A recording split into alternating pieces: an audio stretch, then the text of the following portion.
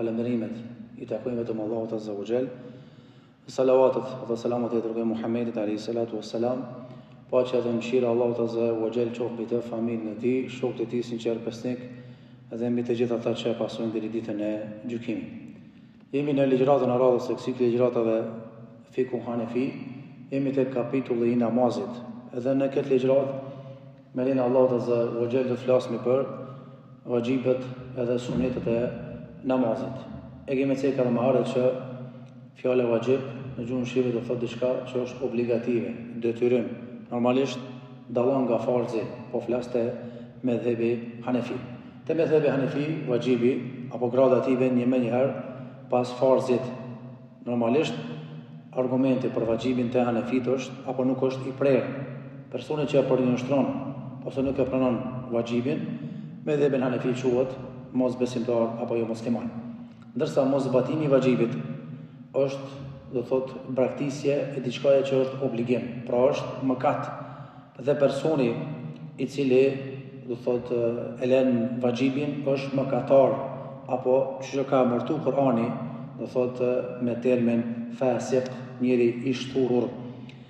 Ndërsa se përket braktisjes së vajibit, po flasim tash namaz, mazimi të fol për temën e namazit pa vedije, do thot e braktis vajibin pa vedije, një gjë e tillë nuk ndikon në mos pranimin e namazit. Nëse muslimani të kujtohet më në namaz se ka bërë një lëshim që ka kategorinë apo gradën e vajibit, atëherë plotson faljen, do thot me sejdë, do thot e plotson gabimin me sejdën e harresës apo sehvi sejdë apo sujudus sehv. Nëse ai cili e lëshon një vajib gjatë namazit edhe ka përfunduar namazin pa kompenzuar këtë vajib, normalisht dietarët kanë thonë, nëse po flasë me dhëbën e fi, I kujtohet se ka lëshu këtë vajib, do thot I kujtohet para se me I kua namazit tjetër, atër do thot e fal namazin edhe një herë. Te disa me dhëbë tjera normalisht nuk ka nevojë me bu kompenzim. Nëse kua namazit I ka kalu, për shembull ndrek, ka I një vajib farz drekës. Edhe tash e ki fal namazin e drekës komplet, pastaj para se me I diet kujtohet. Te medheben e fi e fal përsëri farzin e namazit. Do thot farzin e drekës. Ndërsa nëse ka I kua e kindis, ka kalu kua namazit do thot I ka kalu kua namazit, dhe normalisht personi fjalë konsiderohet se ka kry obligimin, do thot namazit quhet I kryer, normalisht te medhebi Hanefi, do thot nuk merret llogari ky njeri për këtë namaz që e ka fal, po sevap nuk ka te Allahu Azza wa Jall. Vajibatet e namazit janë të shumta te medhebi Hanefi. E para për tyre është takbiratul ihram, që ky takbir el ihram të shprehet apo të thuhet me fjalën Allahu Akbar. Se na tham prej farzave të namazit është takbiratul ihram. Ndërsa takbiratul ihram ma takbir, do thotë takbiri fillestar më qenë me shprehjet Allahu Akbar. Nëse personi fjalë që është të fal namazin ka çu durt, ka harruar apo gabimisht e ka filluar takbirin me një shprehje tjetër që shpreh lartësimin e Allahut, edhe më vren me njerë se ka gabu, ai e përsërit, normalisht ai përsërit duke korrigjuar. Nëse nis lutjen dhe lexon subhanaken, atëherë do thotë vazhdon namazin dhe fund namazit bën se vesirti. Kjo është medhebi Hanefi. Amun vesh ka marrë takbir fillestar, po ka shpreh madhrimin e Allahut forma tjera, shprehje tjera takbirit. Shprehja sakt, po jo në vendin e duhur. Edhe nuk ka thonë Allahu Akbar, por ka thonë shprehje tjetër. Nëse I kujtohet e ripërsërit takbirin. Nëse ka filluar subhanaken dhe ka filluar namazin, lutjet apo leximin, atëherë vazhdon namazin dhe fund namazit për shkak të lëshimit të vajibit fillim çka bën sejdën e harres apo sehvi sejdën. Vajibi I dytë është leximi I Fatihas. Te medhebi Hanefi është vajib. Nësa të medhebe tjera është kusht për të pranuar namazin apo për të qenë sakt namazin. Në dy rekatet e namazit farz, të medhebe Hanefi leximi I surës Al-Fatiha është vajib, ndërsa në rekatet e fundit është, do thot, sunet. Ndërsa në namaz nafile dhe në vitër është vajib të lexohet në të gjitha, do thot, rekatet. Kjo ndarje është bën këtë formë. E këtij lloji është në medheben Hanefi. Pastaj leximi pas Fatihas, qoftë edhe I një ajetit e vetëm të gjatë, apo 3 ajeteve të shkurtra, apo një sure e shkurtër pas leximit të surës El-Fatiha. Vajibi katët është përcaktimi i leximit të Kuranit 2 rakatet e para të farzit. Pra, jeto e fal farzin, vajib është me lexu në 2 rakatet e para pas Fatihas. Gjithashtu radhitja e leximit është vajib. Fillimisht mu lexu sura El-Fatiha dhe pastaj një pjesë nga Kurani. Nëse ndodhe kundërta, në fund bon sejdë. Vendosja hundës në sejdë bashkë me ballin, do thotë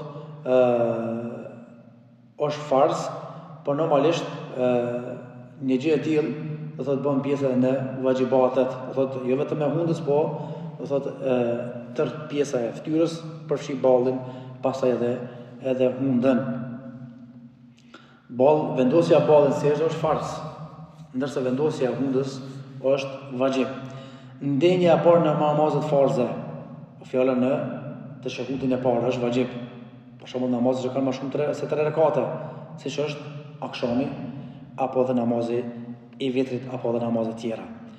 Leximi i teshahudit apo etehiyatit në çdo ulje të namazit, qoftë parën apo dytën. Në namazet farz dhe vajib, që përbën nga 3 apo më shumë rekate, normalisht teshahudit janë 2. Teshahudi i parë, el-awwal, që është do thotë vajib, dhe teshahudi i fundit, nga se namazi bëhet me 2 ndjeja, thotë në namazet që janë 3 rekate apo 4 rekate. Të ngriturit pas teshahudit, duke mos u vënë rekatin e tretë, është vajib. Nëse personi në fjalë vanohet më tepër se teshahudi, do thotë për atë shkohë sa mund ta kryej një rukë të namazit, për shembull më thon subhanallahu azim, atë duhet ta plotësoj namazin me sejdën në fund. Kjo zakonisht kanë thonë ulemaja ndodh kur personi që falet shton lutje pasi të ketë lexuar teshahudin në fund të rekatit dytë. Në këtë mënyrë ai do thotë evanon kalimin në rekatin e tretë. Pra, në teshahudin e fjalë është fjala e parë, ndërsa në rekatin e dytë është fjala në rekatin që bëhet gati njëri më rekatin e tretë. Për shkak se evanese, do thotë kjo specifike është me dhe Hanefi, bëhet sejdë. Kryerja e farzave dhe vajibeve në kohën e vet është vajib, duke mos i lënë për më vonë. Siç mund ndodh për shembull pas leximit të Kuranit të krijohet një pauzë harrese. Për shkak se njëri ka një trip, ka një mendime dhe pastaj masi kthjellet, do thotë shkon në ruku. Këtë rast e ka banuar farzin. Do thotë çka bën? Fund bën sejdë. Por fundimi i namazit me dhënien e selamit të parë. Pra, dalja me selam apo dalja për namazit me bëhet me assalamu alaykum wa rahmatullah.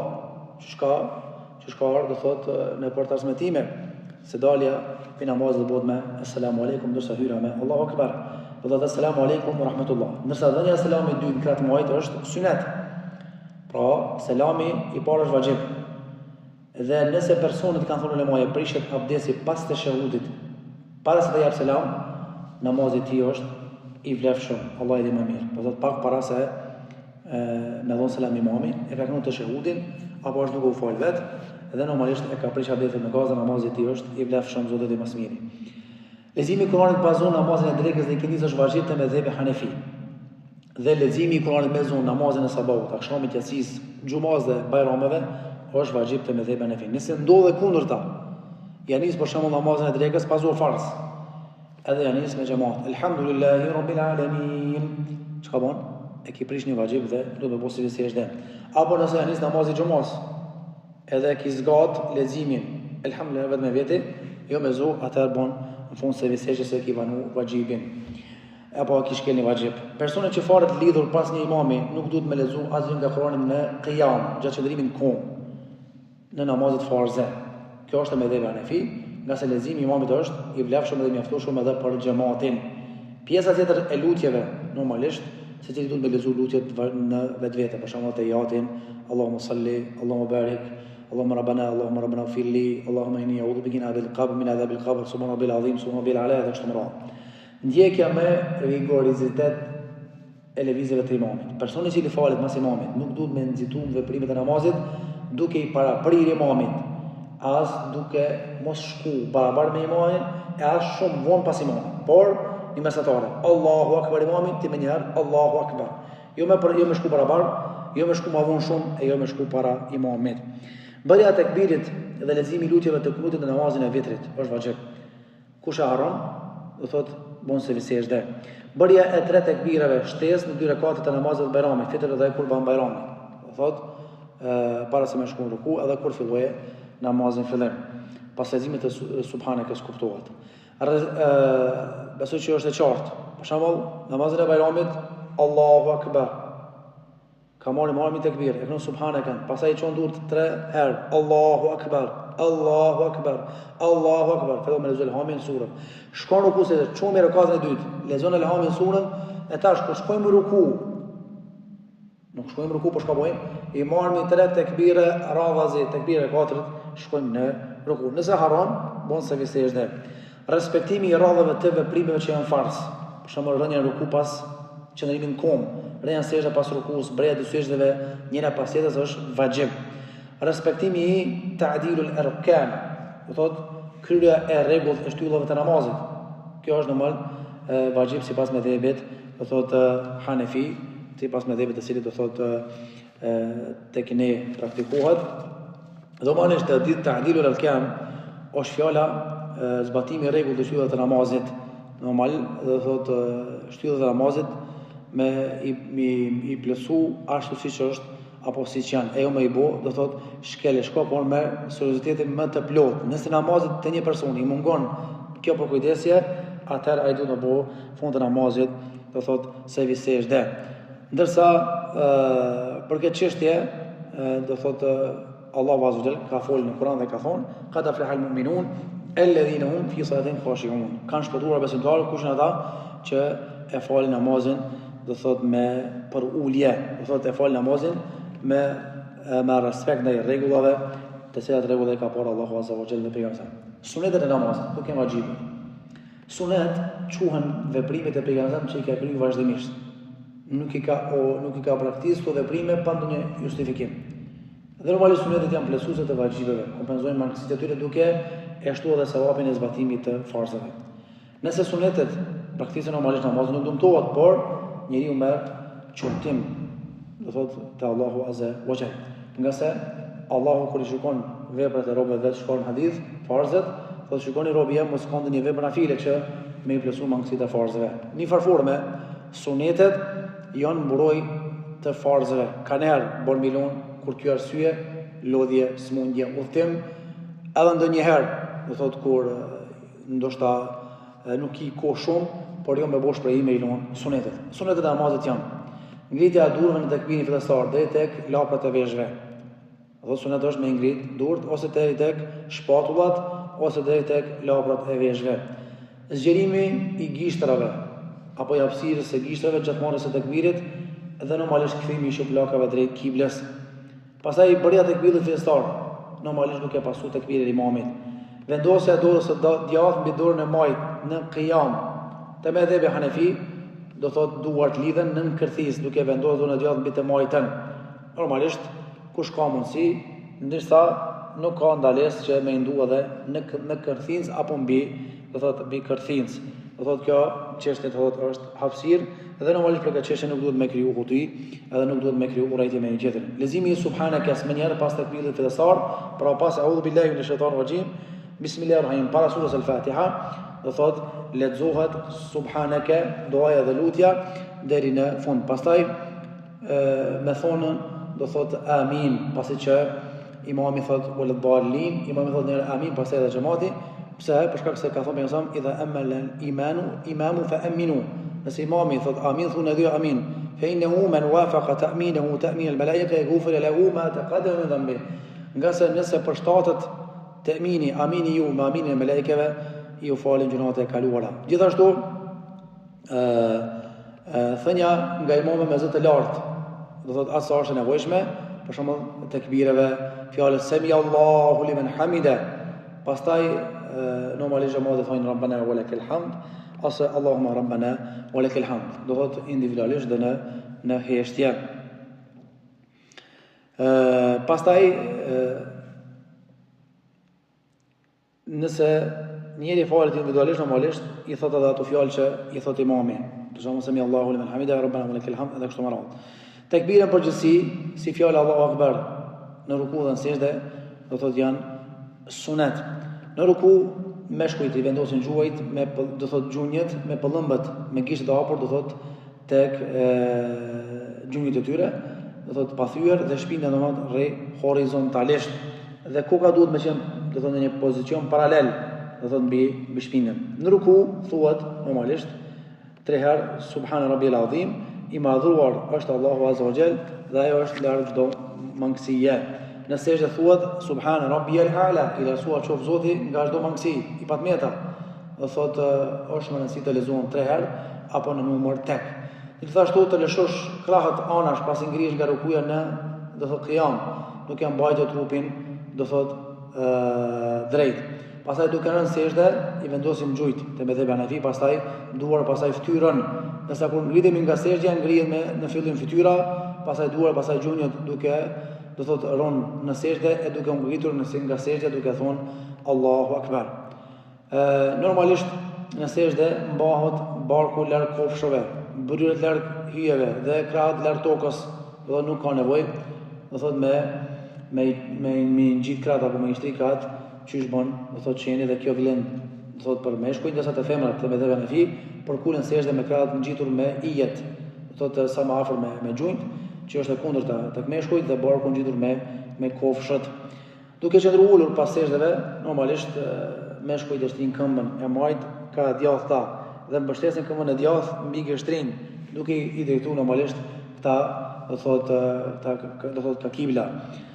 Ndërmjet dy sejdëve normalisht është një porshim pritet pak dhe normalisht thuhet Rabbi ighfirli o Allah më fal mua dhe pastaj në tashahhud gjatë ndjejeve do thotë thuhen lutjet e tejati te medhhebi Hanafi duke thënë la ilaha illallah ngrihet gishti treguesi i dëshmisë i dorës së djathtë e pastaj thuhet do thotë la ilaha ngrihet gishti edhe ulet gishti duke thonë illallah dhe mohon edhe pastaj e ul përveç Allahut azza wa jall. Dhe këto e bën do thotë duke e bërë këtë gishtin e madh me gishtin e mesëm bën një farlloj hallke, kurse gishtat të tjerë përkulen dhe normalisht mbeten të atill. Me këtë veprim normalisht ka arsye se muslimani e dëshmon njëshmërinë e Allahut azza wa jall dhe pasi ul gishtin ruan të njëjtin pozicion të gishtave pa i kthyer në pozicionin fillestar, pra thjesht ulet gishti tregues. Pastaj lutja te shehudi lexohet normalisht në heshtje e tehiyatit. Mundësisht do thotë mos me begu të tjerët, të cilin me lexuar në heshtje. Rekatën e tretë dhe katërt namazeve lexohet vetëm surja Al-Fatiha, pa lexuar ndonjë sure. Kjo edhe kur falet njëri në shtëpi. Në ndjenjët e fundit të namazeve farzave, do thotë vajib, qoftë edhe sunet dhe çdo ulje të parë të namazeve, normalisht suneti ghairi muakkad dhe nafile, pas të shahudit lexohen edhe salavatet për pejgamberin dhe familjen do thotë e tij. Do thotë mos me kalu namazin pa shku salavate për pejgamberin dhe pa shku salavate për familjen e tij. Pastaj në uljen e fundit të namazeve bëhet ulja do thotë duke lexuar pra salavatet dhe selamin përfundimtar. Normalisht kush ka mundësi me lexuar edhe do thotë Rabbana ighfirli. Pastaj me kthimin e kokës djathtas e më pas mojtës, njeriu jep selam përfundimtar dhe kështu do thotë përmbyllet namazi. Normalisht gjatë selamit besimtari jep selam dhe e bën këto që me tregu që ka dalë nga namazi edhe nga obligimi që e ka kryer do thotë në ato momente. Normalisht nuk bën xhamati shumë banu me selam pas imamit, po as me shku paralel, deri imami thot assalamu alaykum wa rahmatullah, para se me përfundu rahmatullah dhe xhamati fillojnë edhe e kthejnë kokën. E jo më vanu shumë, po as me paraprit xhamatin imamin, as me shku paralel me imamin. Gjithashtu o sunet e medhhebi Hanafi që me u vendos pengesë para se me falë, sidomos kur njeriu falet vetë në xhami, hapësirë apo kur falet larg ndonjë shtylle që është në xhami. Nëse ka shtyllë në xhami, falet mas shtyllës. Nëse nuk ka atëherë me vendos perde apo sutre, do thot para vetes, me qëllim që do thot me pengu kalimin e të tjerëve para namazit. Dhe normalisht mund përdoren misfak, karrik, tespih, do thot edhe gjëra të tjera, sidomos kur njeriu është duke u fal vet apo kur është duke u fal në një hapësirë që ka mundësi, do thot me kalu dikush pranë tij. Nëse dëshiron me pengu dhe duhet me pengu dikën që kalon para tij duke u fal, do thot e çet dorën dhe thot subhanallah, apo vetëm bëjnë shenjë edhe me dorë ose let me kokë, do thot dhe normalisht duhet të pas kujdes që mos u pengu dikush me fal namazin. Në namazin sabahut, rekati i parë do thotë me dhëbë Hanefi, pëlqejët që më uzgjat më shumë se sa rekati i dytë, ka se kështu ka qenë praktika pejgamberit dhe normalisht me uzgjat namazet farze, do thotë më shumë se sa do thotë namazet sunete apo namazet jo të forta. Lutem Allahun që t'i kuptojmë drejt këtë çështje, t'i kuptojmë këto mesele drejt, ta falim namazin që duhet, namaz që do thotë shpresojmë që përmes tij fitojmë kënaqësinë e Allahut dhe xhenetin e Allahut azza wa jall. Zotit e mëshmirë, walhamdulillahi rabbil alamin.